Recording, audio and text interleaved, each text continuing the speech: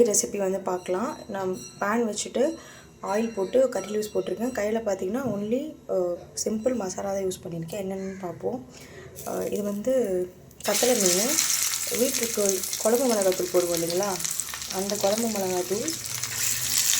Okay, plus வந்து chilli powder கொஞ்சம் போட்டிருக்கேன், மஞ்சள் போட்டிருக்கேன். இந்த ஃபிஷ் ஃப்ரைக்கு கண்டதெல்லாம் போடாமல் இதை மட்டுமே போட்டு நீங்கள் குக் பண்ணிங்கன்னா இதுக்கு ரொம்பவே சூப்பராக வரும்.